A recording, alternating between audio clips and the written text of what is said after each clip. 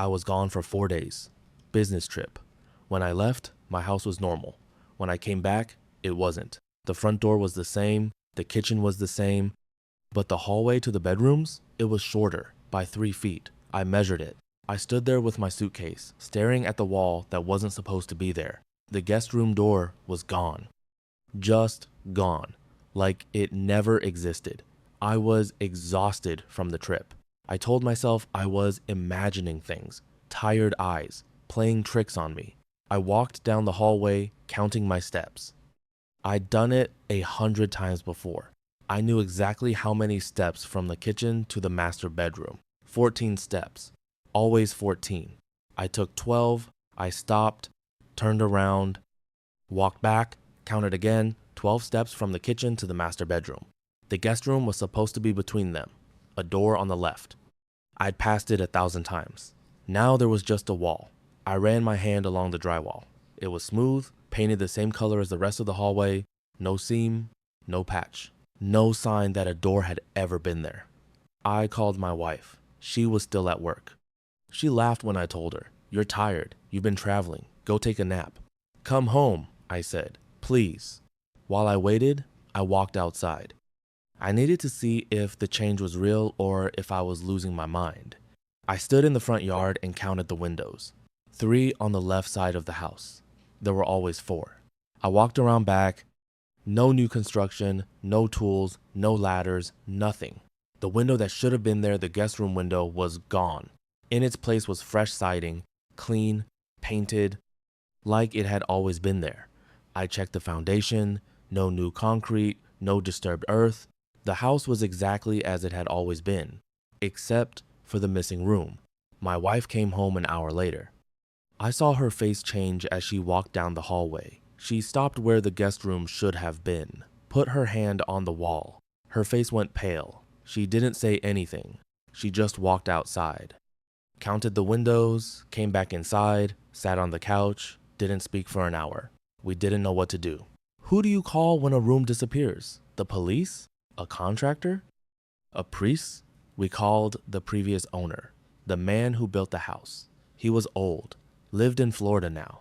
He answered on the 3rd ring, sounded surprised to hear from us. I told him about the guest room, about the hallway, about the window. He was quiet for a long time. Then he said, "You're the 3rd owner. Everyone calls about that room, the one that disappears." I didn't know what to say. I asked him what he meant. He said he built the house with 4 bedrooms, a master, 2 for his kids, and a guest room. He lived there for 20 years, never had a problem. But after his wife died, things started to change. The room would be there some days, he said. Other days, it wouldn't. I stopped using it, stopped looking. Eventually, it just stayed gone. He paused. I could hear him breathing on the other end. When you bought the house, I almost said something, but I figured it was gone for good. Guess I was wrong. I asked if he knew why it happened. What caused it? He laughed. It wasn't a happy sound. "Some things don't have reasons," he said. "They just are." We lived in that house for 3 more months. We never talked about the missing room. We never went near that wall. We pretended everything was normal, but it wasn't. Sometimes, late at night, I'd wake up and feel like something was different. The hallway felt longer or shorter. I'd listen for sounds that weren't there. Doors opening, footsteps in rooms that didn't exist. My wife stopped sleeping well. She'd lie awake, staring at the ceiling, listening. One night, she shook me awake. Her hand was cold. Her face was white. "It's back," she whispered. I heard it. I sat up, listened. Nothing. Just the house settling, old wood creaking. Normal sounds. But she was shaking. "I heard the door open," she said. "The guest room door. We moved out 3 weeks later. Didn't tell the new owners about the room. We should have, but we didn't. I still think about that house, about the wall that appeared overnight, about the room that was there and then wasn't, about the previous owner who said, 'Some things don't have reasons, they just are.' I've tried to explain it. Faulty memory, stress, a trick of the light. But I measured the hallway, I counted the steps, I saw the window disappear, my wife felt the wall where a door should have been. We moved to a new house, a normal house, No missing rooms, no disappearing windows, no calls from previous owners warning us about things that don't have reasons. But sometimes, late at night, I wake up and listen. I listen for doors that shouldn't be there, for footsteps in rooms that don't exist. And I wonder, if the room came back, would I open the door? Story 2. I worked in an old office building downtown. 10 floors, 2 elevators. One of them had been broken for years. I used the same elevator every day, same button, same floor. Same routine. One afternoon, I got in, pressed 5. The doors closed. The elevator went up. It didn't stop at 5. The display blinked. 5, 6, 7, 8. It kept going. Floors that didn't exist. Floors that weren't on the panel. The doors opened. I was standing outside, staring at myself. The building was built in the 1970s. Old carpet. Flickering lights. The kind of place where people retire, not where they start careers. I'd worked there for 3 years. I knew every floor, every hallway, every bathroom that smelled like stale coffee. The elevators were slow. The one on the left had been broken since before I started. A piece of paper taped to the door. Out of service. I never thought about it. It was just there. I always took the right one. Every day. 8:45 a.m. Press 5. Doors open. Walk to my cubicle. That day was no different. Except it was. I got in around 2 p.m., heading back from lunch. Pressed 5. The doors closed. The elevator went up. I felt it. The familiar lurch. The creak of old cables. The display showed 1, 2, 3, 4. Then it blinked. 5 appeared. Then it changed to 6. Then 7. The elevator kept going. I pressed the stop button. Nothing. I pressed the alarm. Nothing. The display kept climbing. 8, 9, 10. Then numbers I'd never seen. 11, 12, 13. The building only had 10 floors. I was pressed against the wall, my hand on the rail, my heart pounding.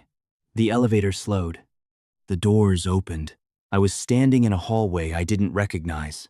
Same carpet, same walls, same lights, but wrong. And at the end of the hallway, facing away from me, was a man. Same height as me, same build, same jacket I was wearing. He turned around. It was me. Same face, same tired eyes, same crooked nose from when I broke it in high school. But he was older. Not old, just older, like someone who'd been carrying something heavy for a long time.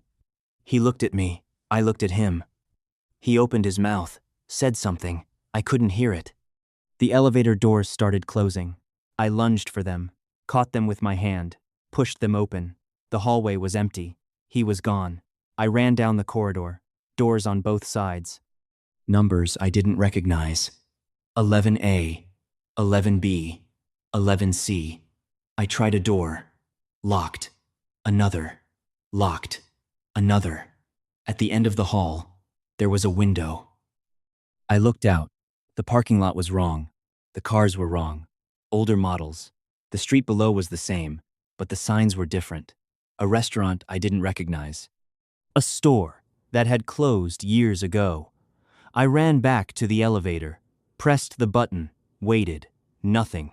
I pressed it again, again, again. The doors opened. I got in, pressed 5. The doors closed. The elevator went down. When the doors opened, I was on my floor, my hallway, my office. My coworker walked by and said, "You okay? You look like you've seen a ghost." I didn't answer. I went to my desk, sat down. Didn't move until 5 p.m. I never took that elevator again. I used the stairs. Every day. Up and down. 10 floors. I told myself it was good exercise. A few weeks later, I noticed something. The broken elevator, the one on the left, was working. The paper was gone. The doors opened when I pressed the button. I asked the building manager. He said it had been fixed months ago. I asked him when. He looked at his records. January, he said. Before you started working here. I stood there, staring at the open doors. I'd been using the right elevator for 3 years. The left one had always been broken. Everyone said so. I remembered the paper, the tape, the out-of-service sign, but the building manager said it was fixed before I started. I took the stairs. I still take the stairs. I don't look at the elevators when I walk past. I still think about that day, the elevator that went too high, the floor that didn't exist, the man at the end of the hallway who looked exactly like me, but older. I don't know what I saw. I don't know where that hallway led. I don't know if that man was me, some future version, some parallel life, some other possibility, but I know what he said. I didn't hear it in the elevator. I heard it later, in my head. A voice that sounded like mine but wasn't. A sentence I can't forget. You're not supposed to be here. I still work in that building. I still take the stairs. And sometimes, when I walk past the elevators, I wonder, if I got in again, would it take me back? Would he be waiting? Would the door close before I could reach it? I don't know. I don't want to know. I take the stairs. Story 3. Back in the early 90s, I worked as a bartender in a hotel lounge. People would occasionally call me by a different name. Candy, they'd say. When I told them that wasn't my name, they'd shrug and say I had a twin, a nurse at the local hospital named Candy. I never thought much of it. People see what they want to see, until the day I came face to face with myself. It was a slow afternoon. I was wiping down the bar, half listening to the jukebox, when a man walked in with a woman. He ordered 2 drinks. I turned to make them, and when I looked back, I froze. The woman sitting at the bar was me. Same face, same hair, same eyes, same distinct nose I've always been self-conscious about. The only difference was the clothes. She was wearing scrubs. I stared. She stared back. She looked as confused as I felt. Neither of us said a word. I remembered something I'd heard once. A superstition. Seeing your doppelganger is a bad omen. A paradox. One of you has to go. I finished making the drinks, set them on the bar. When I looked up, they were gone. Both of them. The man and the woman who looked exactly like me. I stood there for a long time, staring at the empty stools, wondering if I'd imagined the whole thing. I told a few people what happened. They laughed, said it was a coincidence. People have twins all the time. But I knew. I'd seen her, and she'd seen me. I thought about her sometimes. The nurse named Candy, who looked exactly like me. I wondered if she was real, if she'd felt the same strange pull I did, if she'd told anyone about the bartender who was her mirror image. Then life went on. I left the bar, moved to a different town, started over. Years passed. I found myself drawn to something new, nursing. I went back to school, got my degree, started working at a hospital. It wasn't a conscious decision, not at first, but somewhere in the back of my mind, I think I was looking for her. The nurse who looked like me. I never found her, but I found something else. One day, I was sitting in the break room, scrolling through old photos.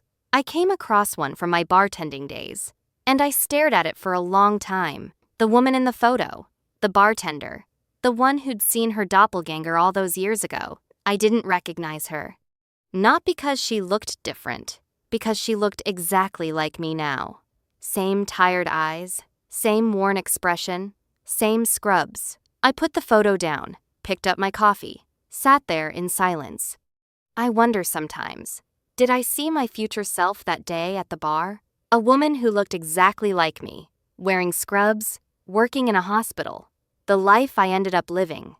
Or was it something else? A parallel version of me, living a parallel life, crossing paths for a single moment before disappearing. I don't know. I'll never know. But I think about her, the woman who looked like me, the woman who stared at me from across the bar, her face a mirror of my own. And I wonder, did she go on to become a bartender? Did she change her life the way I changed mine? Did she ever look in the mirror and see the face she saw that day? I'm older now. Wiser, maybe. I've stopped looking for answers. Some things don't have explanations. They just are.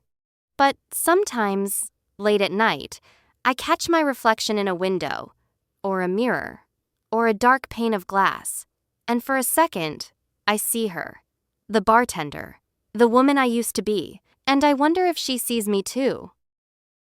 Story 4. I left my house at 10 p.m. to take out the trash. I walked to the bin, threw the bag in, and walked back. 5 minutes tops.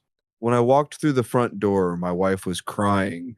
The clock on the wall said 3 a.m. I lost 5 hours. I don't know where they went. I don't know what happened. I just know that when I came back, my neighbors said I'd been standing in the driveway for hours. Just standing, staring at nothing. I don't remember any of it. It was a Tuesday. Nothing special. My wife and I had watched TV, eaten dinner, gone about our usual evening. Around 10, I remembered the trash needed to go out. I grabbed the bag from the kitchen, walked out the back door, and headed to the bins at the end of the driveway. I remember the air was cool, the sky was clear. I remember thinking about work the next day. Nothing unusual. I opened the bin, dropped the bag, turned around, started walking back. That's the last thing I remember. The next thing I knew, I was standing in the driveway. My wife was screaming my name. The lights in the house were on. My phone was buzzing with text from her, from my brother, from my mother, all asking where I was. I looked at my phone 3:02 a.m. I looked at the bin. It was empty. The trash bag was gone. I walked inside. My wife threw her arms around me. She was crying. She'd called the police. She'd called my parents. She'd been looking for me for hours. The next morning, I went to talk to my neighbors. I asked if they'd seen anything. The woman next door said yes. She'd been watching TV around 10:30 when she noticed someone standing in my driveway. She thought it was strange, so she watched for a minute. Then she got up to check. It was me. I was standing at the end of the driveway, facing the street, not moving, just standing. She called out to me. I didn't respond. She walked closer, called again, nothing. She said my eyes were open, but I wasn't looking at anything, just staring. She got scared and went back inside. Checked again an hour later. I was still there. She called my wife. My wife came outside. She tried to talk to me, tried to shake me. Nothing. I wouldn't move. I wouldn't blink. I was just standing there like a statue. She called my brother. He came over. They tried to move me. My arms were stiff. My legs wouldn't bend. They couldn't get me inside. She called an ambulance. They were on their way. And then just before they arrived, I blinked, walked toward the house, opened the door, walked inside like nothing had happened. She said the whole thing lasted almost 5 hours. I went to the doctor, neurologist. They ran tests, MRI, EEG, blood work. Everything came back normal. No seizures, no stroke, no signs of anything wrong. The doctor said it might be a form of sleepwalking, a fugue state, something triggered by stress or fatigue.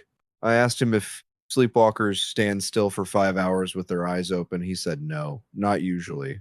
I asked him what he thought it was. He shrugged, said it was a mystery. Some things don't have answers. I don't sleep well anymore. I don't go outside at night. My wife watches me like a hawk. She's afraid it'll happen again. Sometimes I catch myself staring into space, just for a second, just a flicker, and I wonder, where am I going? Where do I go when I leave? What am I looking at? I don't remember those 5 hours. I don't know what I saw. I don't know if I saw anything at all.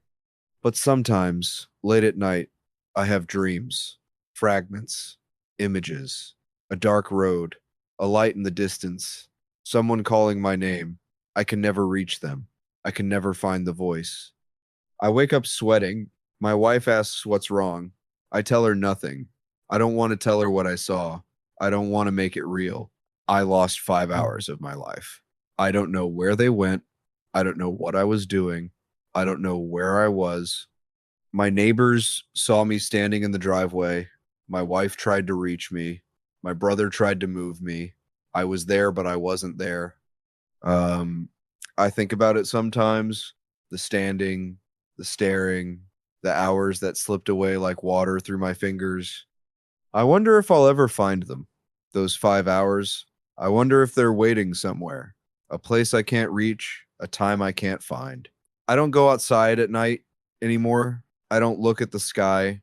I don't let myself stare into space because I'm afraid of what I might see, and I'm afraid I might not come back.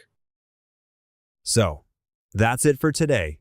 If you enjoyed this, hit like. It helps the channel grow. Subscribe if you want more true stories, new ones every week. And if you have your own story, something you can't explain, drop it in the comments. Maybe the next video will be about you. Thanks for watching. See you in the next one.